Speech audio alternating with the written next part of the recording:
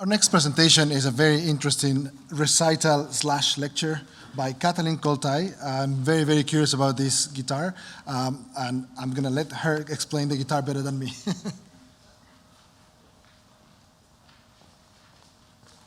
Thank you, Jonathan. The last couple of days, listening to all these wonderful presentations, I kept asking myself, how do I fit in? Because I suppose my lecture recital will be, in its approach, a little bit different. Not that a new instrument prototype would not be something which originally fits well in such a convention, but the kind of great in-depth descriptions of technical and historical context will not be that much present in my lecture. Not that it wouldn't be possible, but partly because of lack of time, but more because of wishing where to put the emphasis. What I would like to demonstrate with my lecture is how this new guitar offers new possibilities for musicians, music making, musical expression, or our cognition about the guitar idiom and the guitar space. Discovering the driving forces behind organological developments leads to interdisciplinary fields. The Ligeti Guitar, the central theme of this lecture, is an outcome of a journey to performance, arrangement, composition, music cognition, and at last, technology. I deliberately mentioned technology in the last place because my work is the least driven by technological interest, but rather musical visions. On my journey of arranging Bartók, Chopin, Ligeti, Saariaho, Kurtág, Abrahamson, and many others, as well as collaborating with composers, I found myself facing a very interesting paradox. Some of the music seemed characteristic, but turned out to be utterly idiosyncratic for the guitar. The urgency of solving this paradox led to innovation.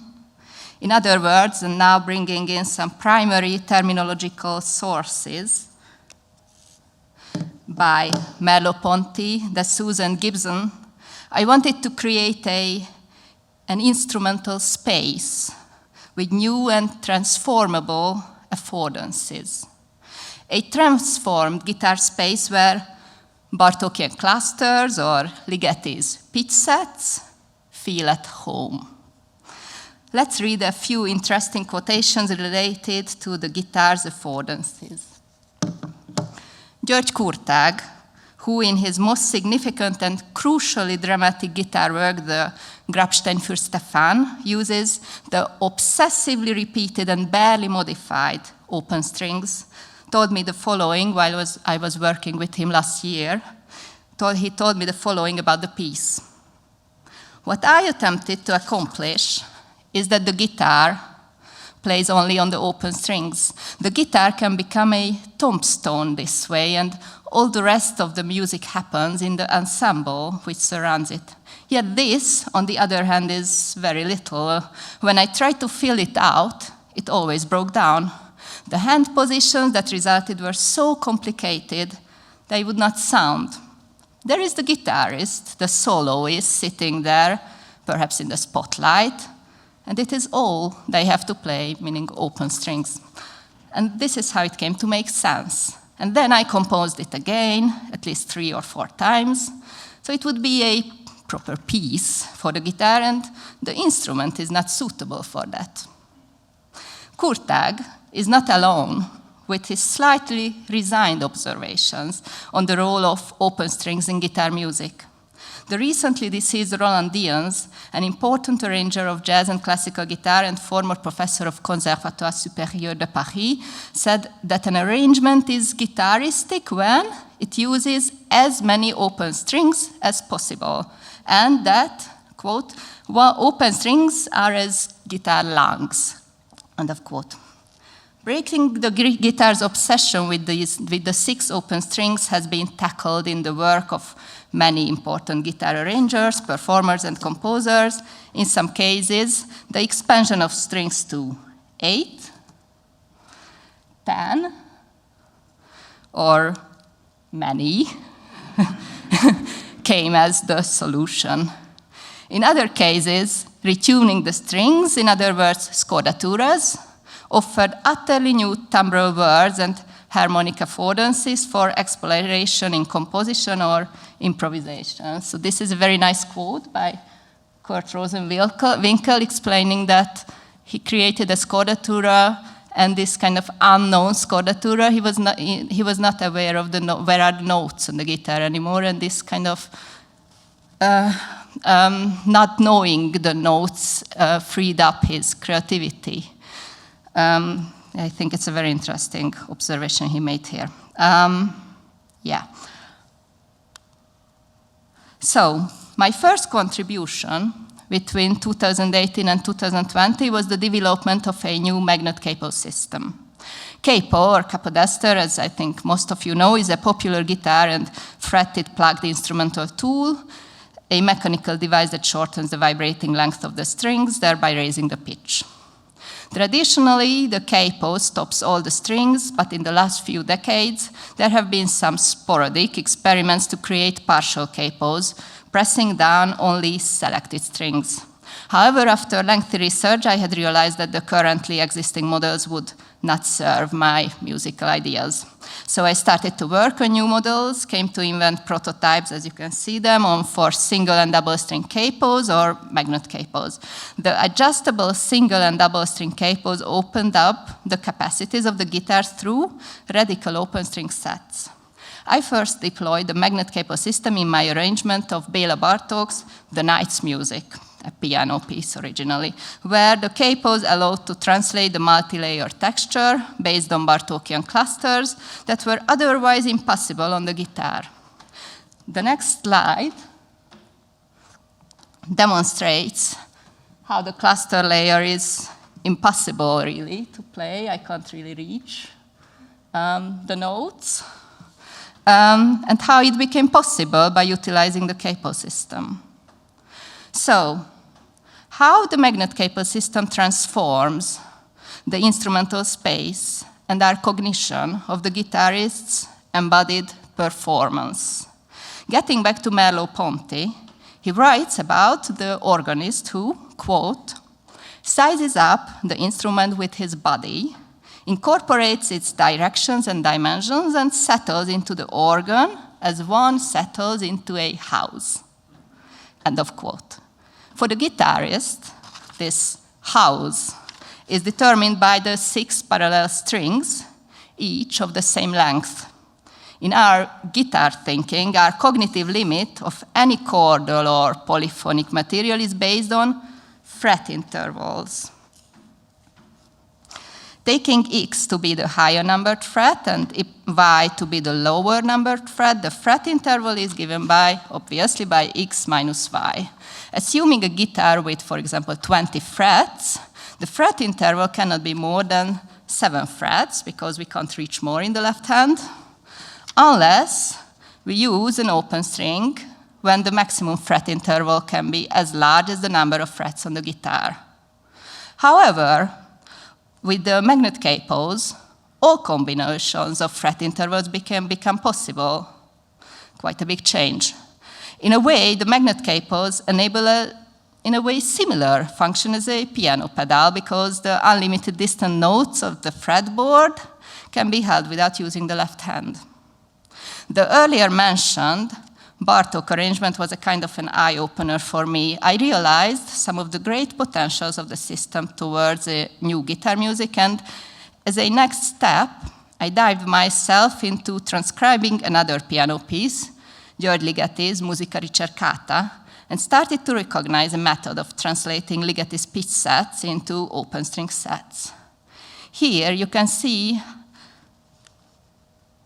how radical the open string sets got in these Ligeti arrangements. So on the top, I hope it can be seen, you can see the open string sets and a few extracts from the pieces. Well, they are obviously impossible on the guitar with any other way. You wouldn't be able to retune the instrument because the strings would break. So as far as I know, that's the only way possible to play these. I realized that the magnet capo system may radically redraw the guitar's idiomatic borders, especially if stretched further by integrating it into the whole guitar fretboard. So I moved from new tools towards designing a new instrument.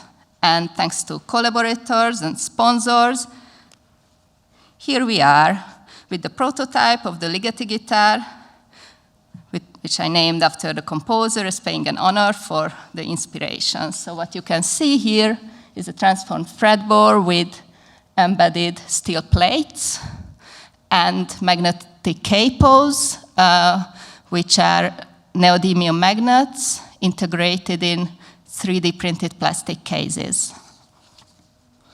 Today, I will be demonstrating how otherwise impossible musical structures became possible on the guitar in two of my new arrangements, both piano pieces with nocturnal character, Béla Bartók's Night's Music and Chopin's Berceuse.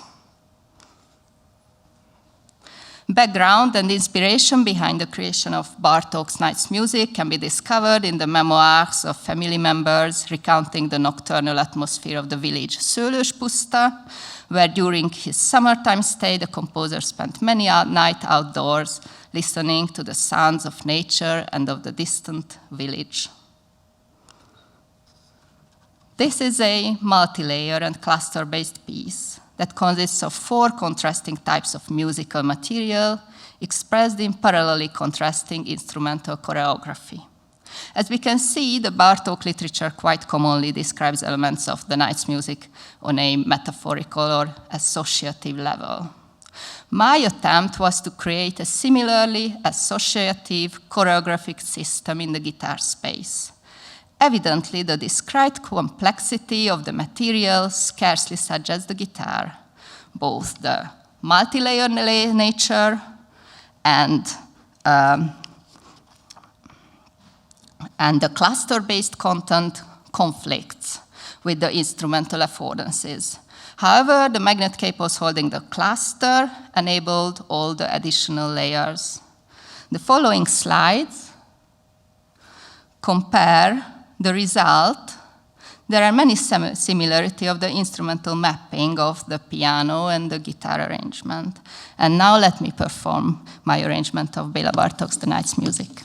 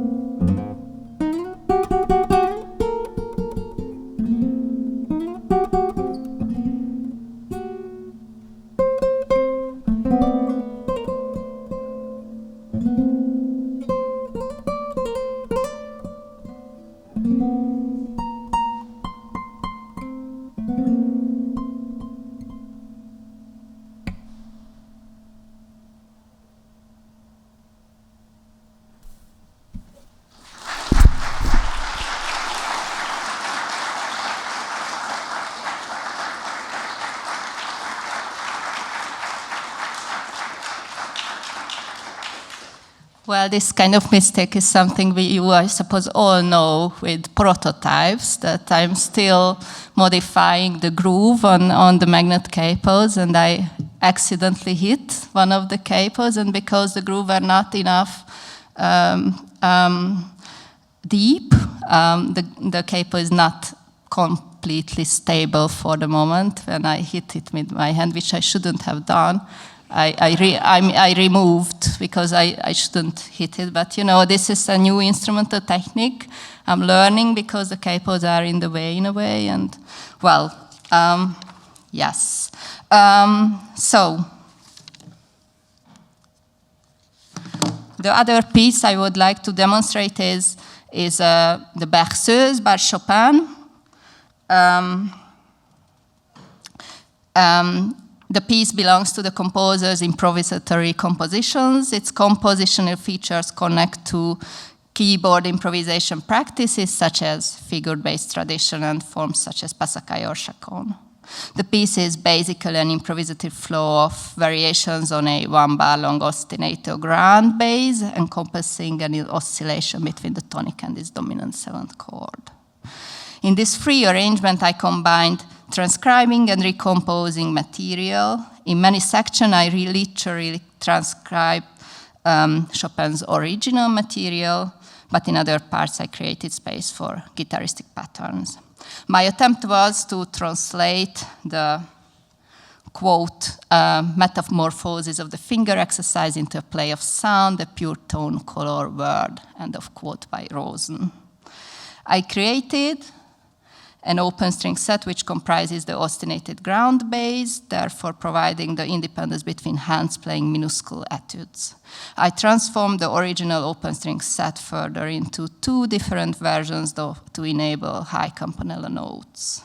In different sections of the piece on the following slide, you will see a few radical examples where the fretboard distances are stretched to their maximum limit. And now I would like to play my other arrangement of Chopin Berceuse.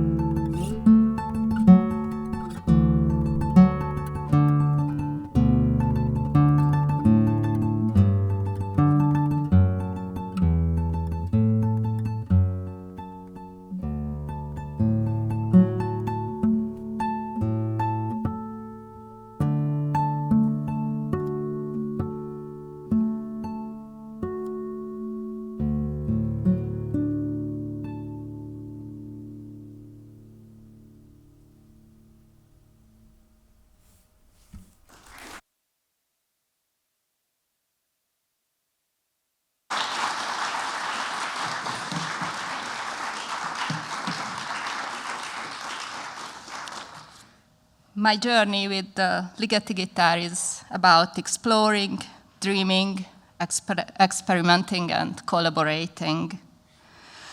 To quote Adorno, the child at the piano is searching for a chord never previously heard. This chord, however, was always there. The new is the longing for the new is, and not the new itself. If you are a composer or any other ways interested in my work, feel free to get in touch. And thank you so much for the Gribbon Award and the research grant for supporting my attendance and my research project. Thank you for your attention.